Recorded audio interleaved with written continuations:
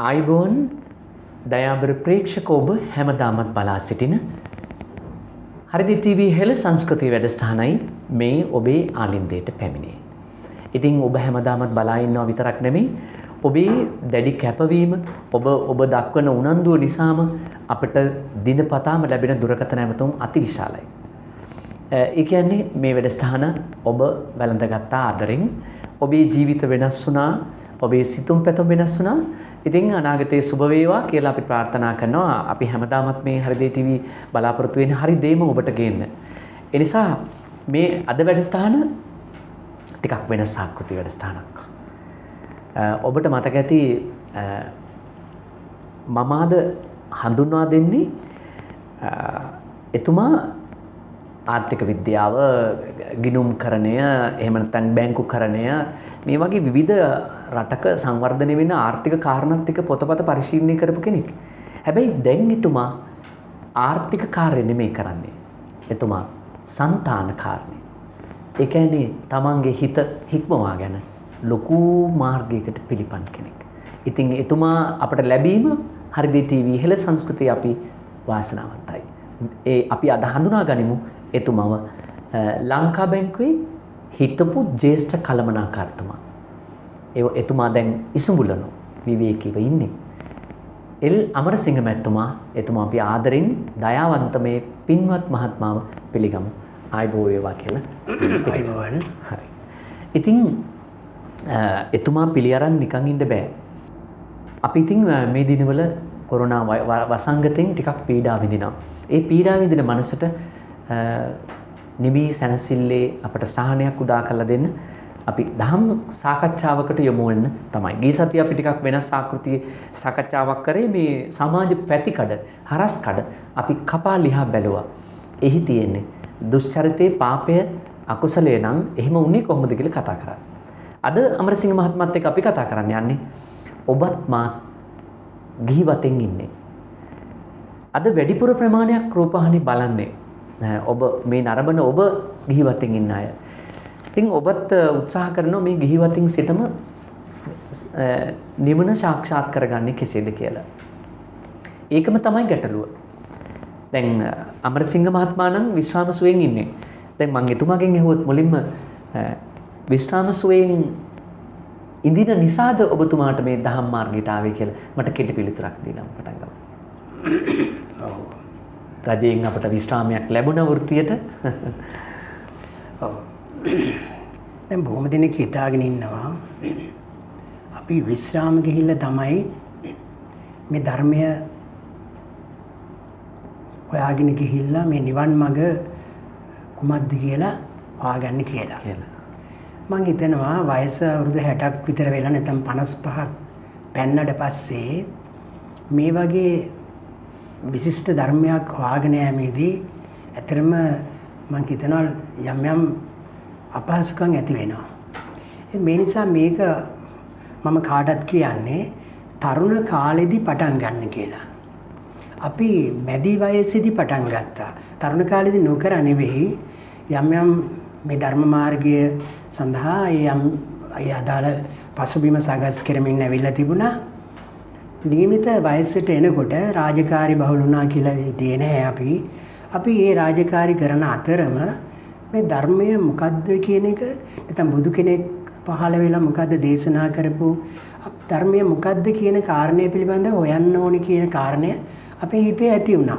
අමරසිංහ මහත්මයාණනි භද්‍ර යෞවනයේ කියන්නේ මේ ලෞකික ජීවිතයේ මිහිරිතම යුගයක විදියට වුන් සලකන්නේ විවාහ වෙලා දරුවන් ලබලා වුන් මත් වෙලා ඉන්නේ. ඉතින් ඔබ කියන විදියට වුන්ට මේ මත් වීමෙන් ගැලවිලා යන්න පුළුවන්ද?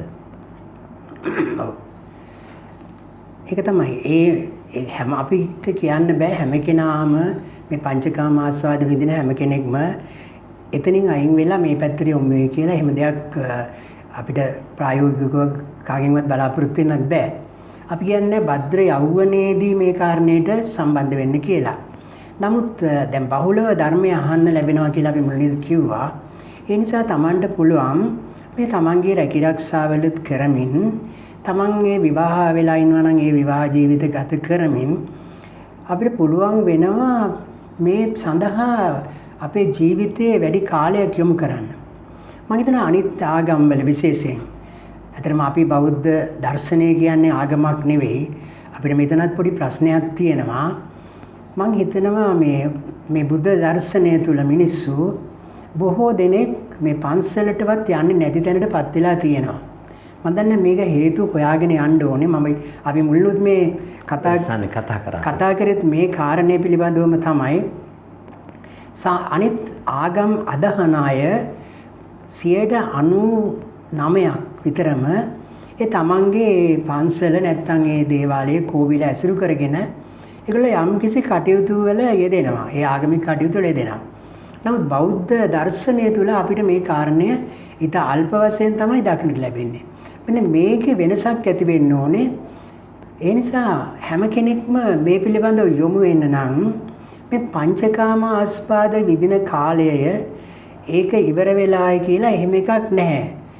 පෙර සසරේ අපි ධර්මය අහලා තියෙනවා නම් බණ අහලා තියෙනවා බුදුරු පහළ වෙලා තියෙනවා. මේ අපි ඒ වගේ කාලාන්තරවල බුදුවරු දැකලා බණ අහලා තියෙන අය බෞද්ධ වශයෙන් අපිට ඉපදුනාට නමුත් බෞද්ධ පවුලක ඉපදුනාට බෞද්ධ කියන අපිට ඒ ආකාරයෙන් ඒ අය සඳහන් කරන්න බෑ. උත්පන්න සහතිකෙන් බෞද්ධ වුණාට නමුත් බුදු දහම තියෙන රටක මේ වගේ පහළ වුණාට පස්සේ Tamanට අනිත් ශේෂ්ත්‍රයන් කර අනිත් ආය දේවල් ගැන හොයන්න පුළුවන් වුණා නම් මේකත් මොකද්ද කියලා හොයන්න බොහෝ දෙනෙකුට ඉඩකඩ තිබුණා. දහම් පාසල් ගියා හුඟ දෙනෙක්. ඉස්කෝලේදී සාමාන්‍ය විභාගවලට මුල් කාලේදී මේ දහම් බුද්ධ ධර්මයේ කියන විෂය අනිවාර්යයි. මේක සාකච්ඡා වෙනකොට මේක තේරෙන්න ඕනේ අනිත් විෂයන් තුල කතා කරන්නේ බොහෝ දුරට භෞතික දේවල්. අපි මොන විෂයන් ගත්තත් නමුත් බුද්ධ ධර්මයේ පාසලේ පුංචි කාලේ ඉඳලා ඉගෙන ගන්නකොට දහම් පාසලේ ඉගෙන ගන්නකොට මේක ඊට වඩා වෙනස් දෙයක් කියලා Tamanට තේරෙන්න ඕනේ, අවබෝධ වෙන්න ඕනේ. ඉතින් එහෙම අවබෝධ වුණා නම් Taman අර ලෞකික ජීවිතය ගත කරමින්ම මේ පැත්තට යොමු වෙනවා. දැන් මේ පැත්තට යොමු වුණා නම් හොඳටම කල් තියෙනවා මේ ධර්මයේ නිවැරදි ධර්මයේ හොයාගෙන නිර්මල බුදුදහම කොහෙද කියලා හොයාගෙන මේ පිළිබඳව පරිශ්‍රණයක් කරලා Tamanට පුළුවන් මේක ජීවිතයේ යථාර්ථයක් කරගන්න. එතකොට ජීවිතයේ එකක් ධර්මයේ තව එකක් කියලා සැලකුවොත් එහෙම අය තමයි අපි විශ්‍රාම ගිහිල්ලා මේ ධර්මය හොයාගෙන යනවා කියලා බොහෝ දෙනෙක් ඉන්නවා. සමහරවිට 100ට වැඩි ගාණක් 90 ගාණක් 95ක් 99ක් විතරම මෙන්න මේකේ ස්ථාවරේ ඉන්නේ. ඊට පස්සේ විවාහ වෙලා මොකද වෙන්නේ? විවාහ වෙලා දරුවෝ හදලා විශ්‍රාම යනවා. විශ්‍රාම යනකොට එළියට එන්නේ ගිය එක්කෙනා නෙවෙයි. අන්තිමට ගියා අවුරුදු 20-25න් රැකියාවකට ගිය එක්කෙනා අවුරුදු 30ක් විතර වගේ රාජකාරී කටයුතු වල ඉඳලා එනකොට එන්නේ අර ගිය තත්ත්වේ නෙවෙයි මානසිකව විශාල වැටීමක් පිරිහීමක් බවට පත් වෙලා ඉන්නේ. මේ නිසා මේ ඇති වෙන කියන කලකිරීම තුළ මේ බුදුදහම එයාට ඒකේ උපකාරයක් ගන්න හම්බෙන්නේ නැහැ. පුළුවන් කාලේ අවබෝධයෙන්ම මේ ගැන හොයන්න පටන් ගන්න ඕනේ. ඉතින් පංචකාම ආස්වාදවල යෙදෙනවා කියලා ඒකේ වහලෙක් වෙන්න උවමනා නැහැනේ. ඉතින් කොහොමත් මේ අසකරනාසයේ දිවකය පිනවන දේවල් කරනවා. නමුත් කලක් යනකොට තේරෙන්න ඕනේ මේක පිනව හිටියටම හරිද කියලා. මේ වගේ කිසියම් අවබෝධයක් ආවම එයා ධර්මය හොයාගෙන යන්න ඕනේ. මොකද්ද මේ බුදු කෙනෙක් දේශනා කරපු ධර්මය කියලා. ඒ නිසා විශ්‍රාම ගන්නකම් ඉන්න අවශ්‍ය නැහැ. ඊට වඩා තරුණ කාලේ කියන්නේ භද්‍ර යෞවනය කියන වයස නෙවෙයි. අඩු ගානේ මැදි වියේදී. දැන් අපි මැදි වියේදී තමයි මේ සාමාන්‍යයෙන් මේ පිළිබඳව හොයන්න පටන් ගත්තේ. ඒ නිසා එහෙම පටන් ගත්තොත් හොඳයි. නැත්තම් විශ්‍රාම ගිහිල්ලා බණ අහනකොට ඔය පැත්තකට වෙලා නිදා ගන්න තමයි පුළුවන් වැඩි දෙනෙකුට. ඉතින් ඒ එහෙම ගිහිලා අන්තිමට මේ කියන දේ තේරෙන්නෙත් නැහැ. මොනවා හරි කිව්වොත් ඒ ටික හරි කියලා හිතාගෙන ගෙදර එනවා. අන්තිමට මොනවා කරාද කියලා දන්නේ නැහැ. ඉතින් මේ தත්යකට නම් බෞද්ධයෝපත් වෙන්නේ ඒක අපිට අනුමත කරන්න බෑ.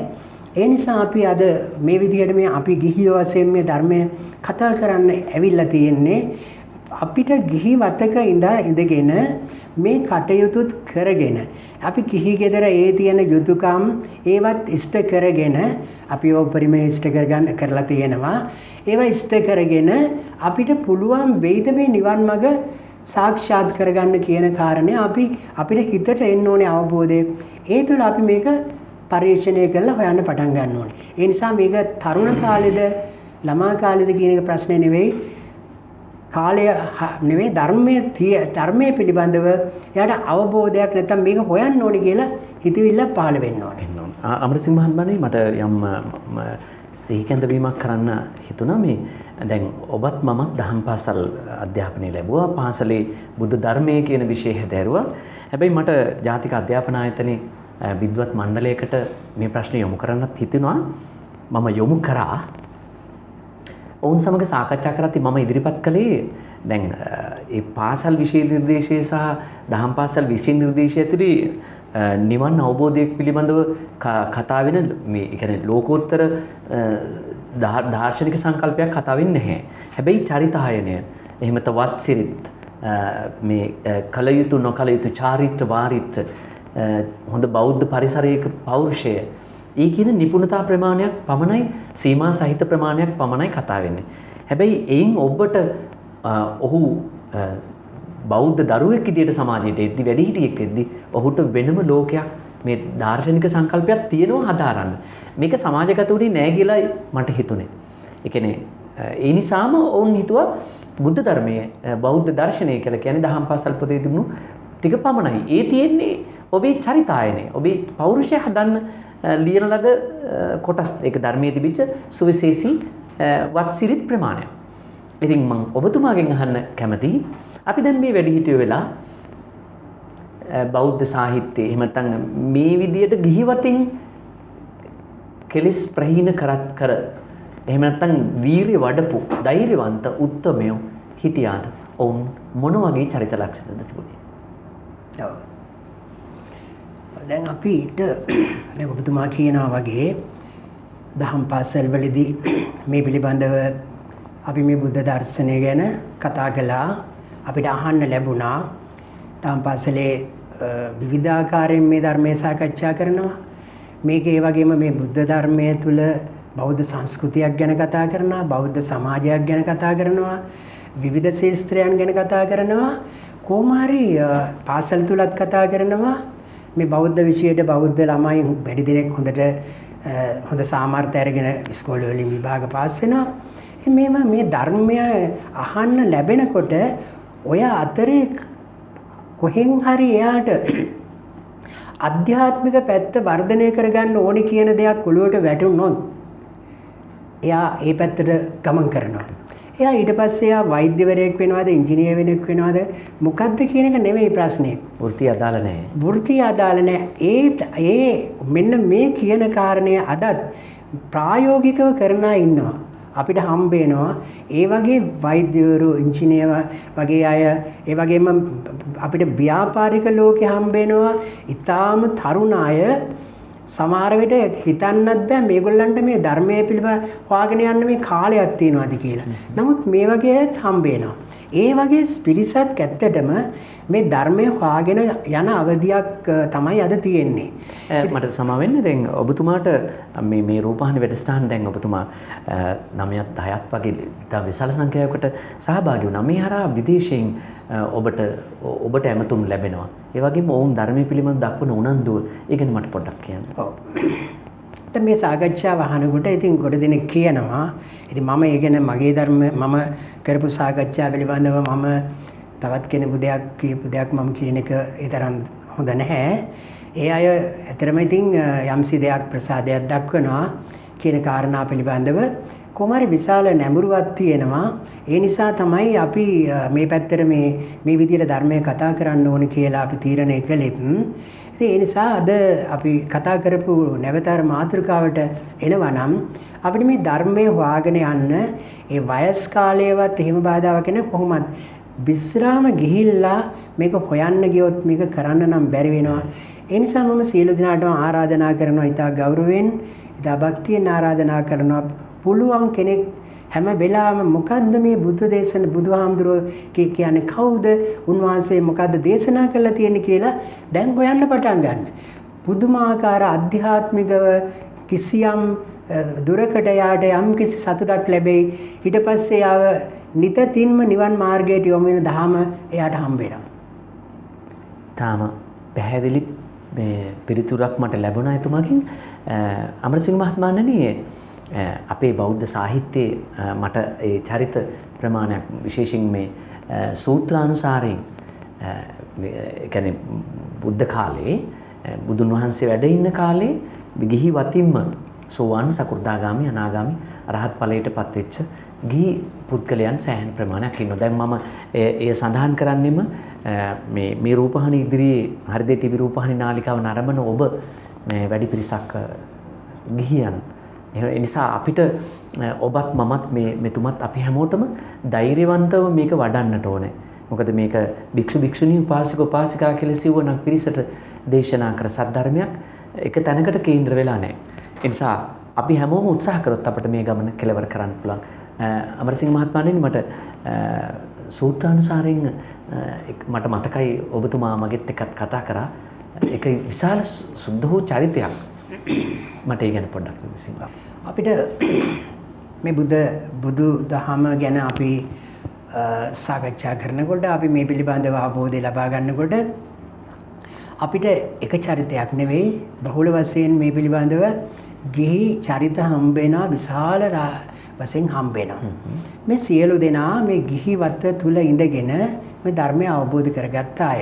දැන් අපි ගිහි වතක ඉඳලා මේ නිවන් අවබෝධ කරගත්ත අය පිළිබඳව අහනකොට අපිටත් මහත් ප්‍රසාදයක් ඇති වෙනවා.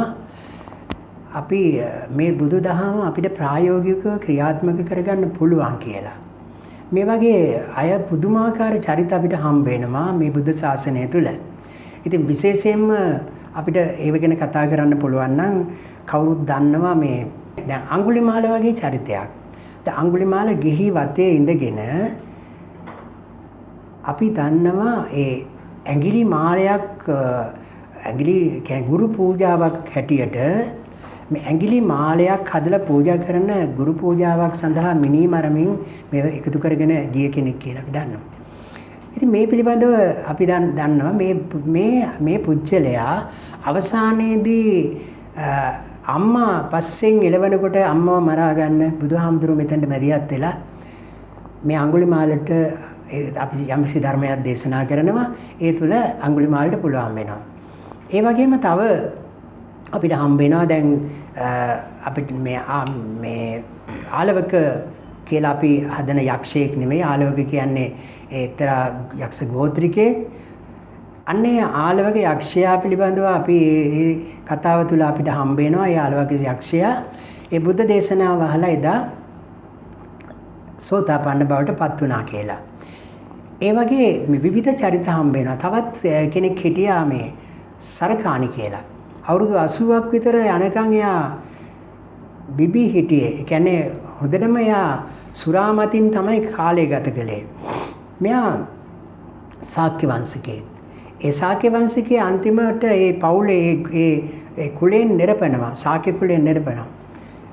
පස්සේ සරකාණී කියන පුජ්‍යලයා යනවා බුදුහාමුදුර ළඟට. බුදුහාමුදුර ළඟ මහාන වෙලා බුදුහාමුදුර ළඟින් ධර්මය අහලා මේ සරකාණී කියන ශාක්‍ය වංශිකයා සෝතාපන්න වෙනවා. හැබැයි මෙයා පුදුම විදියට බීමට ඇබ්බැහි වෙලා හිටියා. ඊට පස්සේ මෙයා බණ අහලා ඇවිල්ලා නැවතත් මෙයා මේ බීම කරගෙන ගියා. ඉතින් බීම කියන එක බාධාවක් උනේ නෑ එතන මේ සෝතාපන්න ඵලය ලබන්න. ඊට පස්සෙත් මෙයා පුරුද්දට මේක කරා. ඉතින් මේක කරලා මෙයා සෝතාපන්න වෙලා වැඩි දවසක් යන්න ඉස්සෙල්ලා මැරුණා.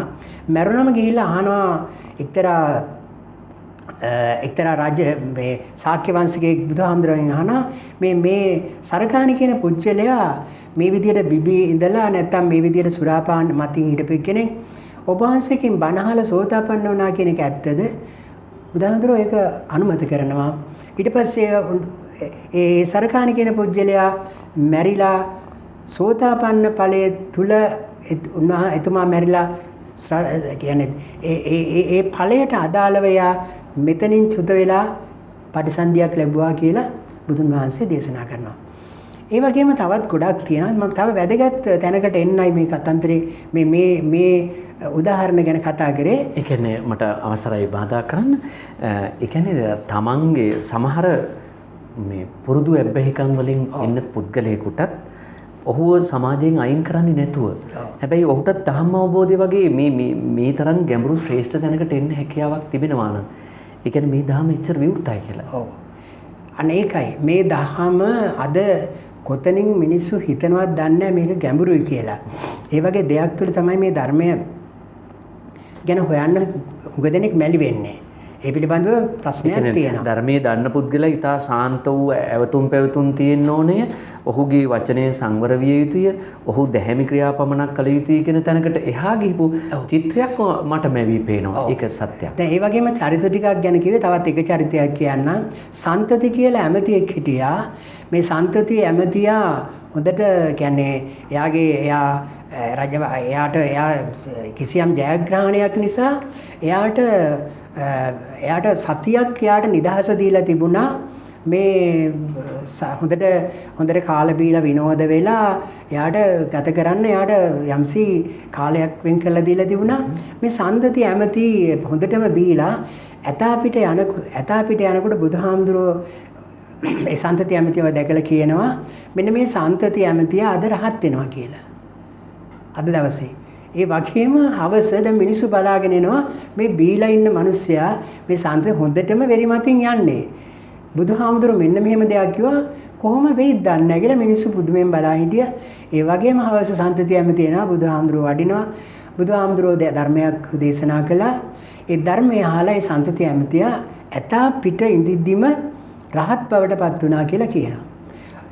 බිමට බහින්න බෑ ඒ තරමට වෙරිමතින් ඉඳලා තින්නේ මේ සන්තති ඇමතිට බුදුහාමුදුරුවෝ කියනවා තේජෝ කසිනියක් මවාගෙන පිරිනිවන් පාලන කියලා. ඒ තේජෝ කසිනියක් මවාගෙන අහසේම පිරිනිවන් පෑවා කියලා සඳහන් වෙනවා. මේ වගේ චරිතාපදාන අපිට ගොඩක් අහන්න ලැබෙනවා. දැන් මේ විදිහට කතා කරන්නේ මේ ගිහි අපට මේ ධර්මය අවබෝධ කරගන්න බැරි කමක් නැහැ කියන එක අපි පැහැදිලි කරගන්නයි කතා කරන්නේ. ඒ කියන්නේ ඒ දුසිරිතක් තියෙනවා නම් එය දිරිගන්වන්න කියන එක වචනයක්වත් අපේ සාකච්ඡාවේ නැත කියලාත් අපි කියවෙනවා. ඔව්. ඒ වගේම තවත් වැදගත් සූත්‍රයක් තුලින් මීට වඩා දෙයක් අපි කතා කරන්න දැන් බලාපොරොත්තු වෙනවා. එක්තරා පුජ්‍යලෙක් බුදුන් වහන්සේ රජගහනුවර වැඩ වාසය කරන කාලේ ඒ පන්සලට එනවා. එයාගේ නම හත්තිගාමක උග්ඝහ කියලා සිටුවරයෙක්. මෙන්න මේ සිටුවරයා ඒ ආරාමයට වැඩලා ගියාට පස්සේ බුදුහාමුදුරුවෝ භික්ෂුන් වහන්සේලාට කියනවා ඔන්න ඔය කියන පුජ්‍යලයා ඔය හත්තිගාමක උග්ඝහ කියන පුජ්‍යලයා අద్භූත ආශ්චර්ය ධර්ම වලින් යුක්තයි කියනවා. ඒ කියන්නේ එයාගා පුදුම අద్භූත ආශ්චර්යමත් කරුණු වගේක් තියෙනවා කියලා බුදුහාමුදුරුවෝ දේශනා කරනවා. මේ භික්ෂුන් වහන්සේලාට ප්‍රශ්නයක්. ඒ නිසා මේ භික්ෂුන් වහන්සේලා ඒ හත්තිගාමක උග්ඝහ සිටුවරයා හම්බෙන්න ඒ පුජ්‍යලයව හම්බෙන්න යාගේ ගෙදරට යනවා.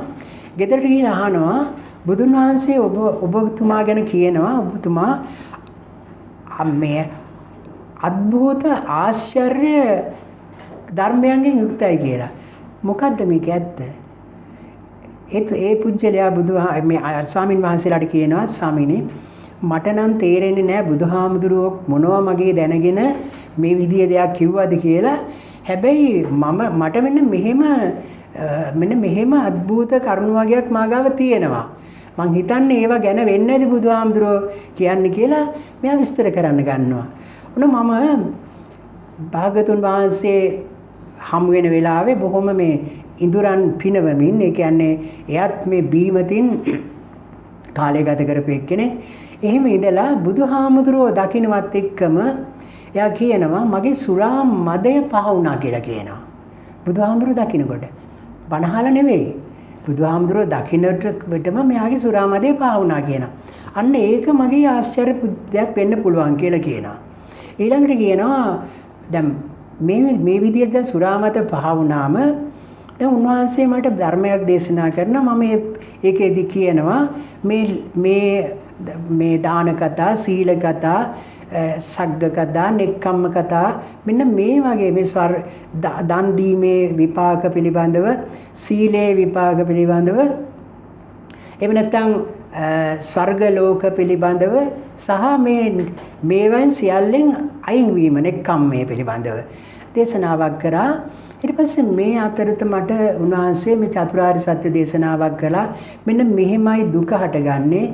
මෙන්න මේකයි දුක්ඛ හටගන්න දුක සමුදය වෙන්නේ.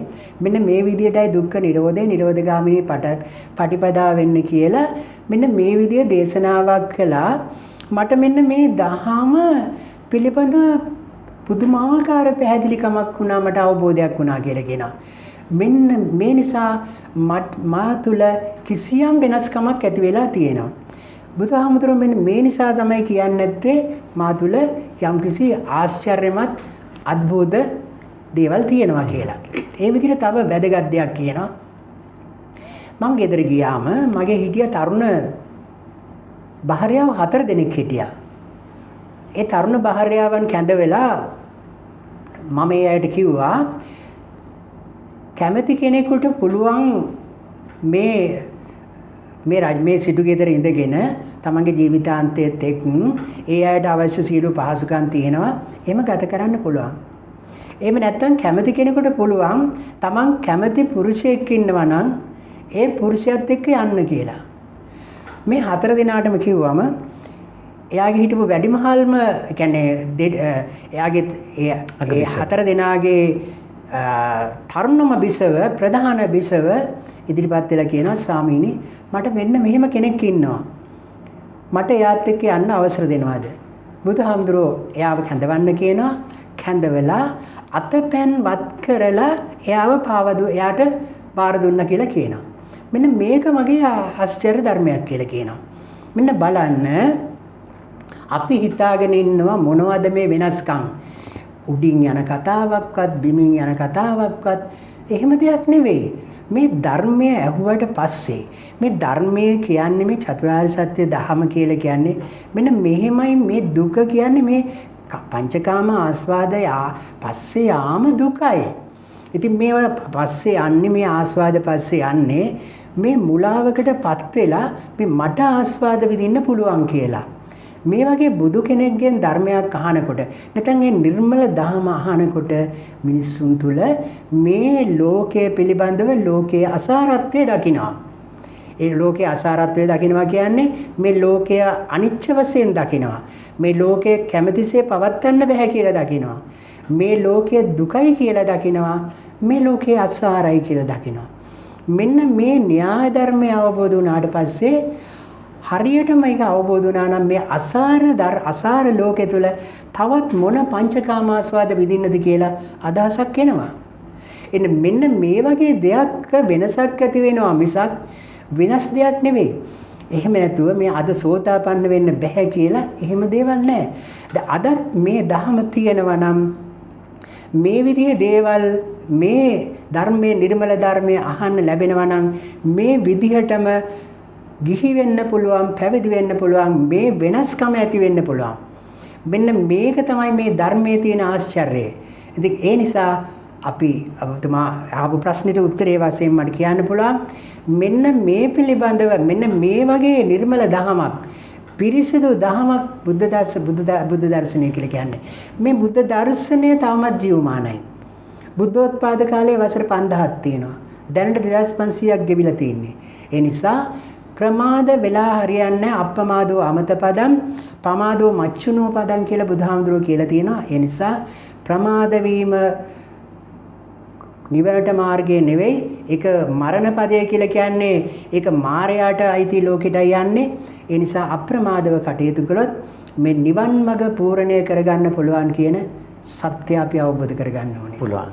ඉතින් දයාබර ප්‍රේක්ෂක ඔබ කුමන තරම් පෙරමක සිටියත් ඔබට ගොඩ වෙන්නට තේරුම් යන්නට අවබෝධ කරගන්නට මේ ශ්‍රී සම්බුද්ධ ධහම ඉඩ ප්‍රස්තාව තියෙනවා, ඉඩ හැකියාව තියෙනවා.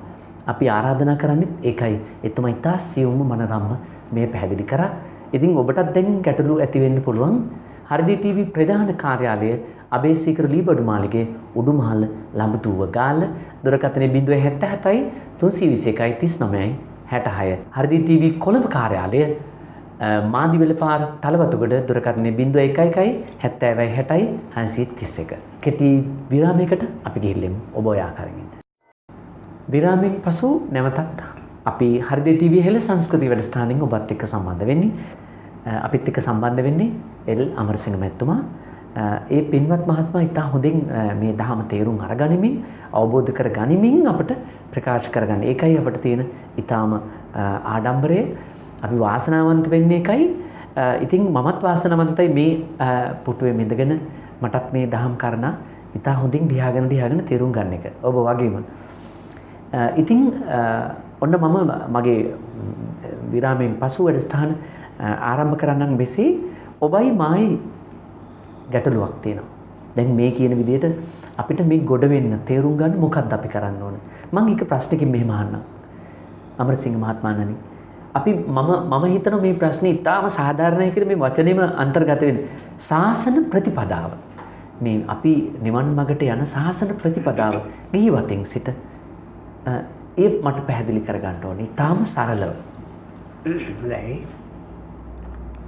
දැන් ගිහිවතේ සිට වේවා පැවිදි වෙලා වේවා මේ නිවන් මඟ කියන්නේ එකයි. පැවිදි අයට වෙනම නිවන් මඟක්, ගිහියන්ට එක නිවන් මඟක් නැහැ. අපි කලින් කතා කරේ ඒකයි. මේ ගිහිවතේ ඉඳගෙන අර එක එක විදිවල අය ගැන කතා කරලා එක එක චරිත පිළිබඳව ඒ අයටත් පුළුවන් වුණා මේ නිවන් මඟ අවබෝධ කරගන්න. එතකොට ඒ නිසා අපි කියන්නේ මේ පැවිදි ගිහිවතේ ඉඳගෙනම කරන්න කියන එක නෙවෙයි. තමන්ගේ වැඩ කටයුතු ඉෂ්ට කරගෙන එහෙම අය ඉන්නවානේ. සමහර විට බැරි වෙනවා ඒගොල්ලන්ට පැවිදි වෙන්න බෑ. මොකද සමහර වෙලාවට පැවිදි වෙලා වෙනත් ප්‍රශ්න වලට මුහුණ දෙන්න පුළුවන්. සමහර කායික ප්‍රශ්න තියෙන්න පුළුවන්, වයස ප්‍රශ්න තියෙන්න පුළුවන්, ඒ සඳහා සුදුසු පරිසරයක් නැති වෙන්න පුළුවන්. විවිධ කාරණා තියෙනවා. ඒ නිසා හැම කෙනාටම පැවිදි වෙන්න බෑ. එහෙනම් පැවිදි වුණේ නැහැ කියලා මේ නිවන් මඟ අවබෝධ කරගත්ත කෙනෙකුට මේ නිර්වාණ සාන්තිය පූර්ණේ කර ගැනීමට ඒක බාධාවක් වෙන්න බෑනේ. එහෙමනම් වෙනම නිවන් මාර්ග දෙකක් තියෙනවා. බුදුහාමුදුරේ දේශනා කරේ ඒකායනෝ අයම් භික්ඛවේ මග්ගෝ සත්තානං විසුද්ධියා. සතර සතිපට්ඨානය ගැන කියනකොට මේක හරිම වැදගත්ම පාඩයක් බුදුහාමුදුරෝ කියන්නේ. මේක දෙකක් නෑ, එකම එකයි තියෙන්නේ. එහෙනම් මේ ප්‍රතිපදාව අපි මීට පෙර සාකච්ඡා කරා. මේ බුද්ධ ශාසනයේදී තියෙන්නේ අපි බුද්ධ ශාසනයක් හම්බුනාම එතෙන්දී අපි සත්‍ය අවබෝධ කරගෙන ඒ බුදු කෙනෙක් ලෝකේ පහළ වෙලා ඒ සත්‍ය ලෝකයා මුලාවට පත්වෙච්ච තැනින් අපි ගොඩ ගන්න ලෝකයේ පවතින සත්‍ය දේශනා කරනවා. මේකයි මම මේ ටිකක් වැඩිපුර උච්චාරණය කළේ. ලෝකයේ පවතින සත්‍ය. ඒක තමයි බුදු කෙනෙක් මතු කරගන්නේ. මේක වෙන කොහෙවත් තියෙන සත්‍යක් නෙමෙයි. මේ පවතින සත්‍ය. මෙන්න මේ පවතින සත්‍ය ගැන කියලා කිව්වේ පවතින සත්‍ය නොදන්නා තාක්කල් අපි ඉන්නේ කොතනද? ඒක අනිත් පැත්තේ. අනිත් පැත්ත කියන්නේ මේ මුලාවක් තුල, බොරුවක් තුල, අවිද්‍යාව තුල. එහෙනම් මේ සත්‍ය අවබෝධ කරගන්නම ඕනේ නිවන් දකින්න. ඒ සත්‍ය අවබෝධ කරගත්ත කෙනාට තියෙන්නේ ඒ සත්‍යයට අනුව කටයුතු කරන එක, පිළිටන එක. ඒකට කියනවා සතිපට්ඨානය කියලා. හරිනේ? සත්‍ය මොකද්ද කියලා අවබෝධ කරගන්නවා මේ ලෝකයේ පවතින සත්‍ය. අපි මේ පිළිබඳව කතා කළා මීට පෙර. අපි මෙතනදී අපි ප්‍රායෝගිකව කතා කරන්නයි අපි මේ අවස්ථාව යොදාගන්නේ. ඒ නිසා මම මතක් කරේ මෙන්න මේ විදියට අපි සත්‍ය මොකක්ද කියලා නැත්නම් මේ සත්‍ය අපි අවබෝධ කරගත්තා. මම මතක් කරලා දෙන්නම් යථා භූත ඥානය කියන එකක් ගැන කතා කරා. ඒ කියන්නේ බුදුන් වහන්සේ යථා භූත ඥානය නැත්නම් මේ භූතයන්ගේ යථා තත්වය අවබෝධ කරගන්නකම් බුදු වුණා කියලාත් කිව්වේ නෑ කියන කාරණා අපි ඊට පෙර මතක් කළා. මේ භූතයෝ කියලා කියන්නේ සතර මහා භූතයෝ. මේ සතර මහා භූතයන්ගේ ක්‍රියාකාරීත්වයක් තමයි මේ ලෝකෙ සිද්ධ වෙන්නේ. මේ බාහිර ලෝකෙත් එහෙමයි, අජ්ජත් ලෝකෙත් එහෙමයි. මේ අජ්ජත් කියන්නේ තමා තුල කියලා හිතාගන්න මේ තමන්ගේ ඇතුළත නෙමෙයි. මේ තමන් කියලා මව හිතාගෙන ඉන්නවනේ මේ පුජ්‍යලයේ පිළිබඳ මේ කොටස් ටිකකින් සතර මහා ධාතුවකින් හැදිච්ච ඒ ගැන නෙවෙයි කියන්නේ. අජ්ජත් කියන්නේ හිත. හිත කියන්නේ මේ හිතෙන් තමයි මේ ගත පාලනය කරන්නේ. මෙන්න මේ කාරණය සත්‍ය වශයෙන් දැක්කම අන්නේ හිත අපි ඉදිරියේදී මීට වඩා විස්තර කරනවා. මෙන්න මේ සිත සකස් වෙන්නේ මෙන්න මේ සතර මහා භූතයන්ගේ ගති හතරක් උඩ. ලෝකේ තියෙන්නේ ලෝකේ කියලා කියන්නේ මේ පවතින ලෝකයේ මේ අපිට පෙනෙන ඇහෙන දැනෙන ඒ සියලු තැන්වලදී අපිට ඇසුරු කරන්න ලැබෙන ලෝකය අපිට හම්බෙන්නේ මේ සතර මහා භූතයන්ගේ. ඒක ඝනීභවන වෙච්ච ලෝකයක් අපිට හම්බ වෙනවා. නමුත් අධ්‍යාත්මික ලෝකයේ කියන හිත ඝනීභවන වෙච්ච පඨවි ආපෝ තේජෝ කියන සතර මහා භූතයන්ගෙන් නෙවෙයි හම්බෙන්නේ. මෙන්න මේ ගති ස්වභාව හතරක් ඇරෙඩ හම්බෙනවා. ඕනෙම කෙනෙකුට සිහි කරලා බලන්න පුළුවන් මේ ගති හතරේ නානත්වයක් තුල තමයි මේ පැවැත්ම ගෙනියන්නේ. අමරසිංහ මහත්මයාණනි අපි දැන් ප්‍රේක්ෂකයන්ට තව චුට්ටක් මට ලියා ගන්නත් ඕන මේ දැන් අපි මෙතෙක් කල පඨවි ආපෝ තේජෝ වායෝ කියන මේ භෞතික කායේ භෞතික දේවල් තුල මේක දැක්කා මිසක අපි සිතේ තියෙන පඨවි ආපෝ තේජෝ වායෝ කියන කොටස දැක්කේ නැහැ. ඒ නිසා මේක දෙකක්ය මේ දෙකේ ගති ස්වභාවයන් දෙකක්ය මෙය පාලනය කරගන්න ඕනේ කොහොමද? එහෙම නැත්නම් මේ අඳුනා ගන්න ඕනේ කොහොමද කියන එක තව චුට්ටක් පැහැදිලි කරගත්තත් හොඳයි කියලා මට හිතුණා. මම හිතන්නේ අපේ ප්‍රේක්ෂකයන් වෙනුවෙන් මම මේ ගැටලුව යොමු කරේ. මේ සතර මහා ධාතුන්ගේ ක්‍රියාකාරීත්වය අපිට අවබෝධ කරගන්න පුළුවන් ගති ස්වභාවය තුල මේ කාටත් හරීම තමන් හිතලා බැලුවොත් තමා තුලින් දකින්න පුළුවන්. මේ ගති හතරක් ඒකේ විවිධත්වයක් විතර ක්‍රියාත්මක වෙන්නේ. දැන් පඨවි ධාතුවේ කියලා කියන්නේ දැන් පඨවි ආපෝ තේජෝ වායෝ කියන එක කෙනෙක් අධ්‍යාත්මිකව හොයාගෙන ගියොත් දැන් මම කිව්වා අධ්‍යාත්මය කියලා කියන්නේ මේ හිත කියලා තැන මේ ගත කියලා ක්‍රියාත්මක වෙන්නේ හිත කියන එක ගැනයි අපි මෙතනදී කතා කරේ. මේ පඨවි ආපෝ තේජෝ වායෝ හිතේ දකින්න පුළුවන්ද? දැන් අපි අහලා තියෙන්නේ පඨවි කියන්නේ පස් කියලා. ඔව් අමරසිංහ මහත්මයාණනි දැන් ඇත්තටම තව චුට්ටක් ලියාගත්තොත් මේ පඨවි කියන්නේ තද ගතියද තේජෝ කියන්නේ ඒක තව චුට්ටක් වචනාර්ථයෙන් විස්තර කරගත්තොත් මට පාස්. අන්න හරි. අන්න ඒක තමයි පඨවි කියන්නේ පස් කියන තැනම හිත තියාගෙන හිටියොත් පොඩ්ඩක් මේ හිත විවෘත කරලා බලන්න. පඨවි කියන්නේ තද ගතියනේ. අන්න හිතේ හම්බෙන තද ගතියට තමයි පඨවි කිව්වේ. නැතු හිතේ පස් නෑනේ. නෑ. ඔව්. පසුත් නෑ ඊළඟ ආපෝ ධාතුව කියලා හිතේ ජලයක් නැහැ. හැබැයි අර ජලයේ තියෙන ආපෝ ධාතුවේ තියෙන අන්න අර වැగిරෙන ස්වභාවය හිතේ තියෙනවා. ඇලෙන ස්වභාවය තියෙනවා හිතේ. දැන් පඨවි ධාතුවේ බැඳෙන ස්වභාවය තියෙනවා. ආපෝ ධාතුවේ ඇලෙන ස්වභාවය තියෙනවා.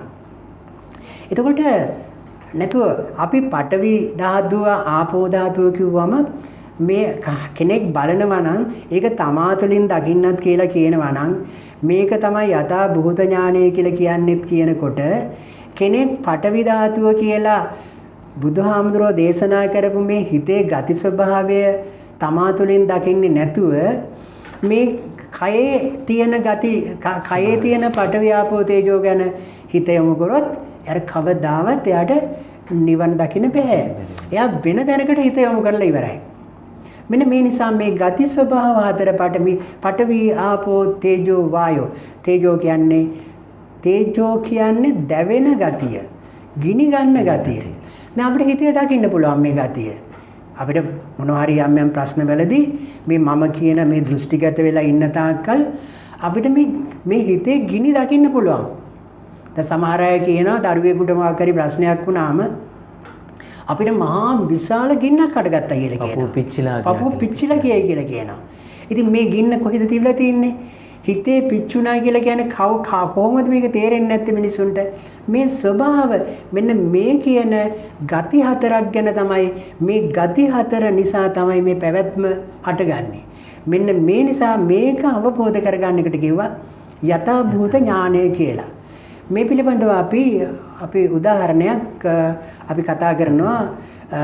ඒ උදාහරණය සතර මහා ධාතුන් නිසා මිනිස්සු කොයි ආකාරයෙන්ද මේ ගැන පෙන්වන්න ඊට වඩා බුදුහාමුදුරුවෝ උදාහරණයක් දේශනා කරනවා. මොකක්ද ඒ උදාහරණය? එක්තරා පුරුෂයෙක් කෙනවා බුදුහාමුදුරුවෝ දේශනා කරනවා.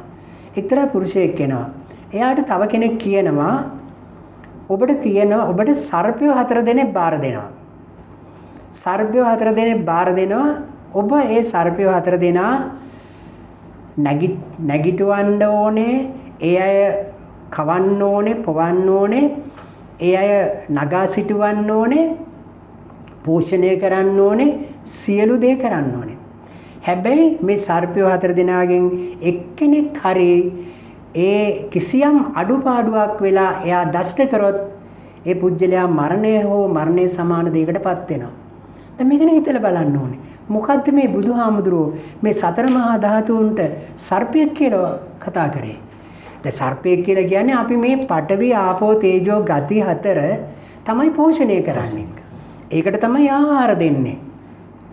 පඨවි ගතිය කියන තද ගතියට අපි නැවත තද ගතියෙන් බැඳෙනකොට අපේ නිතර තරහ යනකොට අපි නිතර ගැටෙනකොට අපි ආහාර දෙන්නේ කාටද ආහාර දෙන්නේ? අරගෙන පඨවි ගතියට.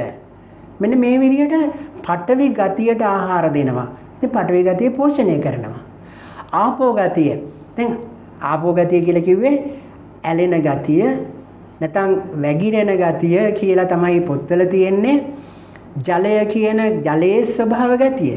ඒක ජලය දේවන ස්වභාවයෙන් තියෙනවා. ඒ වගේම කැටිවන ස්වභාවයෙන් තියෙනවා. මේ ඇලෙන ගතිය කොච්චර පෝෂණය කරනවද අපි? අන්න ඒකට කියනවා මේ සර්පේ පෝෂණය කරනවා වගේ වැඩක් කියලා. ඒ නිසා මෙන්න මේ විදිහට පඨවිය කියන සර්පයා පෝෂණය කරනවා, ආපෝ කියන සර්පයා පෝෂණය කරනවා, නාවනවා, කවනවා, පොනවා, එයාට ආහාර දෙනවා. තේජෝ ධාතු තේජෝ කියන සර්පයාට මේ විදිහටම ආහාර දෙනවා. එයා යම් ප්‍රශ්නවලදී යාට ගිනි ගන්න දැවෙන්න එයාගේ තේජෝ ධාතුව තමයි තේජෝ කියන සර්පයාට ආහාර ලැබෙනවා. එයා පෝෂණය වෙනවා. මේ විදිහට අපි පඨවි ආපෝ තේජෝ වායෝ කියන මේ සර්පයෝ 4 දෙනා පෝෂණය කරන්න කවදාවත් ගැලවීමක් නැහැ.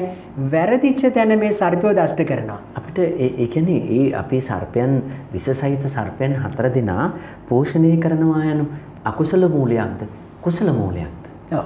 ඒක තමයි අකුසල මූලයක් කියලා කියන්නේ. සර්පයෝ දැන් මම සර්පයන්ට ආහාර දෙනවා කියන එක මම එක්තරා ආකාරයකින් කිව්වා. දැන් මේ සර්පයෝ හිතේ තියෙන මේ පඨවි ආපෝ තේජෝ කියන හතරේ අපිට සර්පයෝ වශයෙන් හම්බෙන්නේ නැහැ නේ. බුදුහාඳුර උපමාවක් කියන්නේ උපමාව තුලින් අපි දක්ෂ වෙන්න ඕනේ. අපි ප්‍රඥාවන්ත වෙන්න ඕනේ මේක අවබෝධ කරගන්න. අන්න පඨවි ධාතුව පෝෂණය කරන අපි තද වෙන්න අපි ගැටෙන්න ප්‍රශ්නවලදී මේක අවබෝධ කරගන්න නැතුව මෙන්න මේ ධර්මාබෝධය ලබන්නේ නැතුව ධර්මාබෝධය කියලා කියන්නේ මෙන්න මේ සතර මහා ධාතුන්ගෙන් ලෝකය හට ගන්නවා කියන දැන දකින්නේ නැතුව අපි මේ විදියට ගැටෙන්න බැඳෙන්න පෝෂණය වෙන්නේ ආහාර ලැබෙන්නේ නාවන්නේ අර සර්පයා පෝෂණය කරනවා. ඒකට ආහාර ලැබෙනවා. ඒ වගේම ආපෝ ධාතුව කෙනෙක් බැඳෙන්න ඇලෙන්න යම් දේවල් ඇලෙනවා. අපි විචාරවත් කරන්නේ පොඩි කාලේ ඉඳලා ඒ ලොකු වෙනකම්ම අපි මේ දේවල් තමයි කරන්නේ. මේක ඇලෙනවා නැවත ඇලෙන්නමනේ අපි කැමැත්ත තියෙන්නේ. ඇලෙන්න පෝෂණය ලබන්නේ කවුද පෝෂණය ලබන්නේ? අන්න අර ආපෝ ධාතුව කියන සර්පයාට පෝෂණය ලැබෙනවා. ඒ වගේම තේජෝ ධාතුව කියන සර්පයාට පෝෂණය ලැබෙනවා. අපි අර බැඳිලා ඇලිලා පෝෂණය අපි ගිනි ගන්නකොට හදවත දැවෙනකොට පිච්චිලා යන්න තේජෝ ධාතුව පෝෂණය වෙනවා. මේක මේ අවිද්‍යාව නිසා මේක තේරුම් ගන්න බැරි නිසා මේක පෝෂණය කරන්න ඊළඟට මම වායු ධාතුව වායු ධාතුවක කෙනෙක් කියනවා.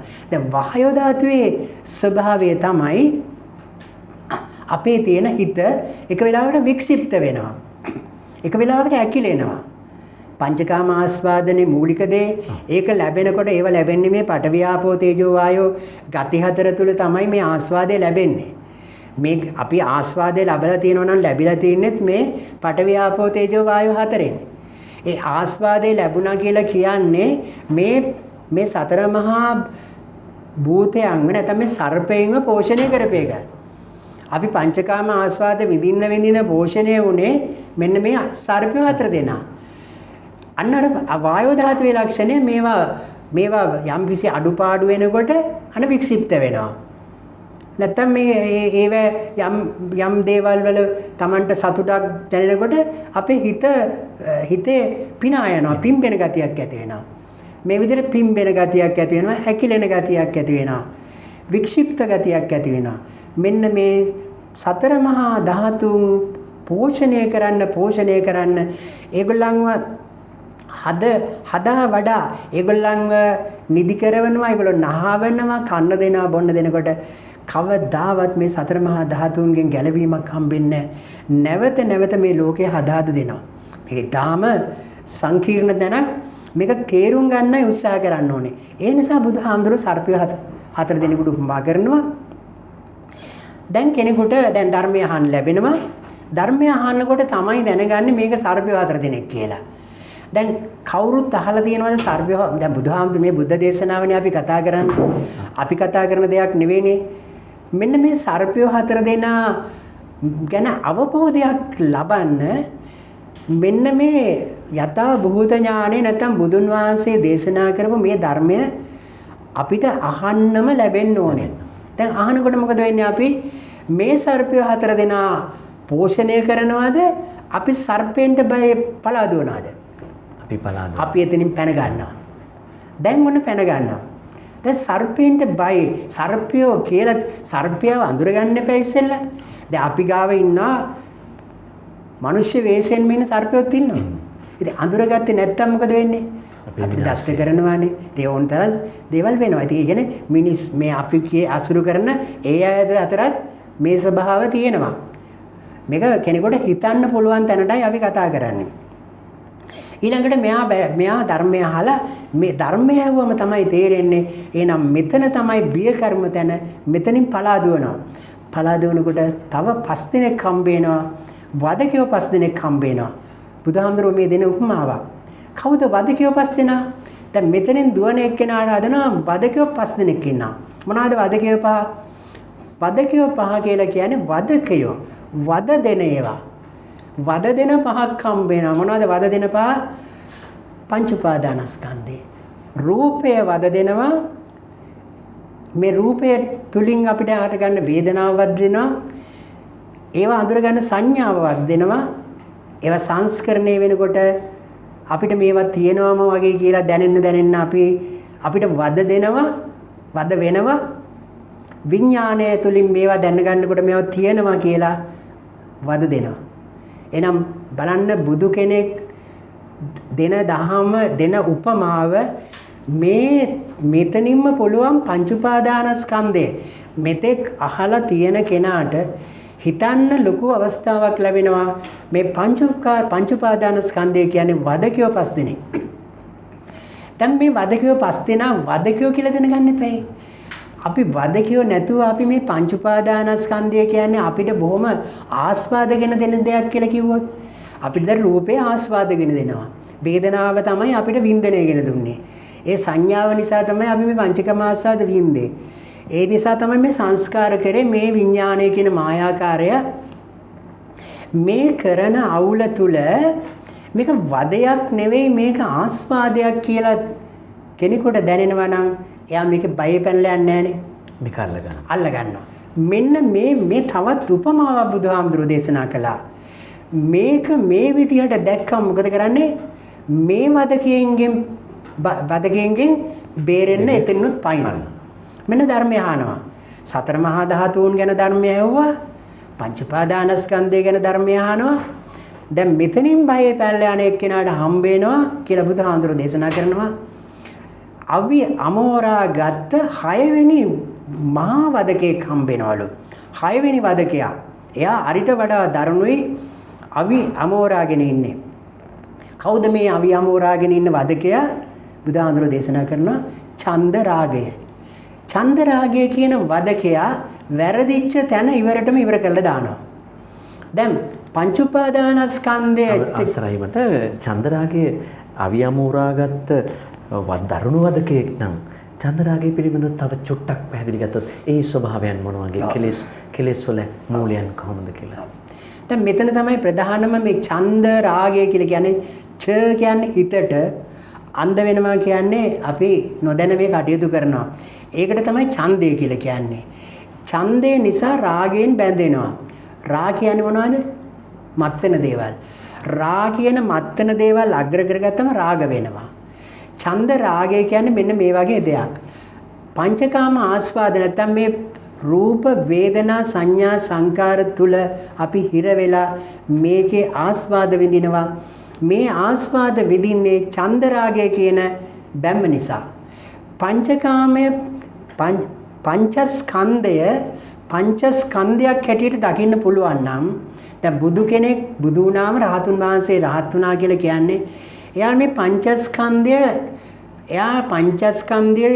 එයාට විපාක වශයෙන් ලැබිච්ච පංචස්කන්ධය තුල ජීවත් වෙනවා. නමුත් මේක තුල උපාදාන කරගන්නේ නැහැ. ඒ විපාකයක් හැටියට ලැබිච්ච මේ රූප වේදනා සංඥා සංකාර තුල තමයි රහතුන් වහන්සේලා ජීවත් වෙන්නේ. නමුත් මෙන්න මේක මේ විදියට වදකයෝ කියලා දැනගත්තට පස්සේ ඊට පස්සේ චන්දරාගය කියන අර අමෝරාගත්ත 6 වෙනි වදකයා තමයි මේ මෙතනදී අපිව සම්පූර්ණයෙන් ඝාතනය කරලා දාන්නේ. ඒ නිසා මේ චන්දරාගය කියන්නේ මහා භයානක වදකයෙක් කියලා දැනගත්තොත් මොකද කරන්නේ? එතනිනුත් පැනලා දුවනවා. දැන් එතනිනුත් පැනලා දැන් සතර මහා භූතයන්ට බය නැත්නම් සර්පයෝ 4 දිනාට බය පැනලා ගිය කෙනාට වදකයෝ 5 දෙනෙක් හම්බුණා. වදකයෝ 5 දෙනා ගැන අවබෝධ වුණාම මේගොල්ලෝ වදකයෝම තමයි කියලා ආයෙ දිනනකොට පස්සෙන් එක්කෙනෙක් දුවගෙන එනවා. අරකට ආයෙ බන්දන්න කියලා එයාට කියනවා චන්දරාගය කියලා 6 වෙනි වදකයා. තවත් බය පැනලා යනකොට මෙයාට හම්බ වෙනවා හිස්ගියා. එයා හිස්ගිය ඇතුළට යනවා. මොනවද මේ හිස්ගිය කියලා බුදුහාඳුරෝ කිව්වේ? එයාට හම්බ වෙනවා මේ ස්පර්ශ ආයතන 6ක්.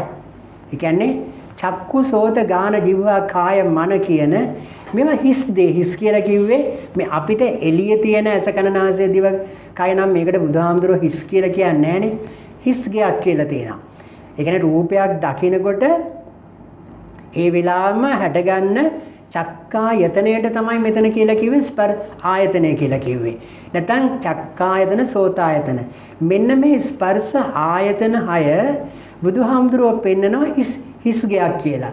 දැන් හිස්ගිය කියන්නේ මේකේ මොකක්වත් නැහැ කියන එකනේ. දැන් හිස්ගිය තුල මොනවද පංචකාම ආස්වාද තියෙනවද? හිස්ගිය තුල මොනවත් නැහැ. කොහෙන් ඇල්ලුවත් මොනවත් නැහැ. ඒ විදිහටම කියනවා. ඒ විපැති ඇල්ලුවා මොනවත් නැහැ කියලා දැනෙනවා. නම් මොකද වෙන්නේ? දැන් මේ හිස්ගිය ඇතුලේ ඉන්නකොට මේ හිස්ගිය ඇතුලට කඩා වදිනවා මම් පහරන හොරු 6 දෙනෙක්. හොරු මේකට කඩා වදිනවා. එමනේ හොරු මම් පහරන හොරු නිකන් ඇවිල්ලා ආදරෙන් අත ගාලා අපේ තියෙන දේවල් ගලවලා දෙන්න කියලා ගෙනියන්නේ නෑනේ. බලෙන් බැදලා බලෙන් ඇතුළට රිංගා ගන්නවා. කොහෙන්ද රිංගා ගන්නෙ? චක්කායතනෙන් රිංගා ගන්නවා රූප කියන පල්පොරු. හොරෙන් රිංගන්නේ. අපි දන්නේ නෑ ඇහැට රූප රිංගනවා. ඉතින් ඒ තාම මනරම් උදාහරණයක් අපි ලෞතර බුදු පියාණන් වහන්සේ දේශනා කරා. ඒ කියන්නේ අපට රූපයක් එන බවවත් අපි දන්නේ නැහැ. දැන් හොරා කියලා නෙවෙයි ගේ ඇතුළට එන්නේ. දොරට ඇවිල්ලා තට්ටු කරලා මේ මම හොරෙක් කරුණාකරලා මට දොර අරින්න කියලා කියන්නේ නැහනේ. හොරා ඉන්නේ බලන්නේ. බලන්න මේ ලස්සන උදාහරණ කියලා කියන්නේ. ඉතින් මේ වගේ හොරු 6 දෙනෙක් ඇතුල් වෙනවා. චක්කායතනය හරහා රූප කියන හොරා ඇතුල් වෙනවා. ඇවිල්ලා හොරා ඇතුල් වෙන්නේ මොකටද? හොරා ඇවිල්ලා තියෙන දේවල් ඔක්කොම සූරකාගෙන යන්න. මේ විදියට සෝතායතනය හරහා ශබ්ද, ගන්ධ, රස කියන මේ ස්පර්ශ සහ ධර්ම කියන මේ හොරු 6 දෙනා මම් පහරන හොරු මේ ආයතන තුලට රිංගලා මම මේ සියලු දේවල් පැහැර ගන්නවා මං කොල්ල කනවා. මෙන්න මේ උදාහරණේ බුදුහාමුදුරුවෝ දේශනා කරාම මේ හිස් බව සහ මේ ඇතුලේ මේ පංචකාම ආස්වාද වලින් මේ කියන්නේ ඇස කන නාසය දිවට හම්බෙන මේ හොරුන්ගෙන් බේරෙන්න බෑ. මේ ධර්මයේ බුදුහාමුදුරුවෝ දේශනා කරනකන් අපි දන්නේ නැහනේ හොරු මේක ඇතුලට රිංගනවා කියලා. දැන් මොකද කරන්නේ? දැන් මේ හිස් ගෙදරින් පලා යනවා. හිස් ගෙදරින් පලා යන එක්කෙනාට හම්බ වෙනවා මහා ජලාශයක්. මහා ජලාශයක් හම්බ වෙනවා. දැන් මහා ජලාශයේ දිහා බැලුවම මේ මහා ජලාශය කියලා කියන්නේ සතර මහා ඕග. කියන්නේ ඕග 4ක් තරණය කරන්න තියෙනවා. මේක තමයි බුදුහාමුදුරුවෝ මහා සාගරයක් කියලා කිව්වේ. මොනවාද? කාම ඕග, භව ඕග, ditthi ඕග, අවිජ්ජා ඕග කියන සතර මහා ඕග කියන මහා ජලාශය හම්බ වෙනවා. දැන් මොකද කරන්නේ? මෙයා බලනවා මොකද මේ ජලාශයෙන් මෙගොඩ තියෙන්නේ සක්කාය දෘෂ්ටිය.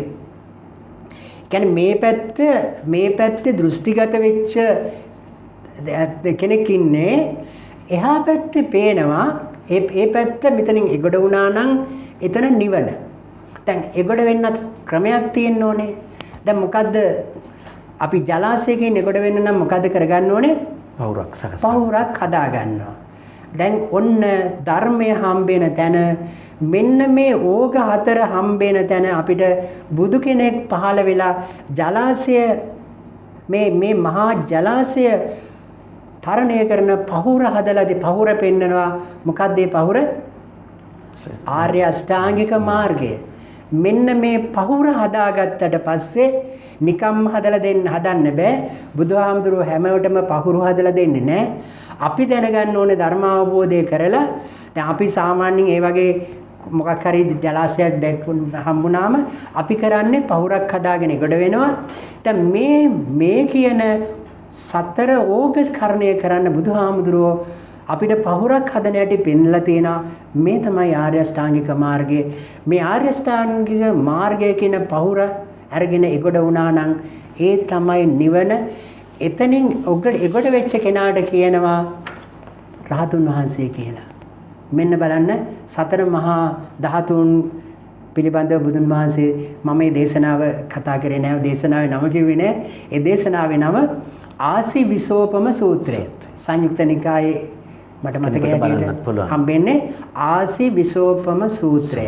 ඉතින් මෙවැනි දහම් කාරණා අහද්දී දයාබර ඔබට ගැටලුව ඇති වෙන්න පුළුවන්. මෙතුමාව අමරසිංහ මහත්මයාම ඍජුව සම්බන්ධ කරගන්න පුළුවන්. ඔබ කාරුණික වෙන්න එතුමාට දුරකථන හැමතුම් ලබා දීලම කරදර කරන්න නෙවෙයි. තොරතුරු අහන්න. ඔබට දහම් මාර්ගයට පිවිසෙන්න මාර්ගයක් වේවි, රුකුලක් වේවි. ලියා ගන්න 071 4යි 686යි 242 අනිත් දුරකථන අංක 2 077යි 19යි 44යි 805. ඒ වගේම WhatsApp මාර්ගයෙන් ඔබට සම්බන්ධ වෙන්න පුළුවන් 071යි 46යි 18යි 87යි 1.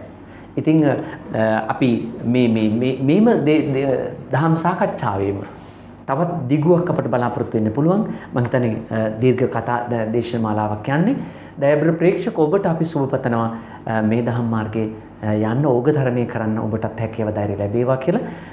දයාබර එල් අමරසිංහ මහත්මයාට අපි දිගාසිරි ප්‍රාර්ථනා කරනවා, නිරෝගීම සම්පන්නිය ප්‍රාර්ථනා කරනවා. ඉතින් ඔබේ අදහස් අපට කියන්න අපේ channel එකට කියන්න හරිදී TV නාලිකාවට හරිදී TV ප්‍රධාන කාර්යාලයේ අබේසේකර ලීබඩු මාලිගේ උඩුමහල ලබුදුව ගාල්ල දුරකථන 077 321 39 66.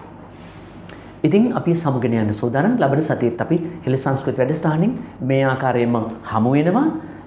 ඉතින් අපි අමරසිංහ මහත්මයාට දිගාසිරි ප්‍රාර්ථනා කරන ගාම නිරෝගී සම්පන්නිය ප්‍රාර්ථනා කරන ඔබට ආයුබෝවන්.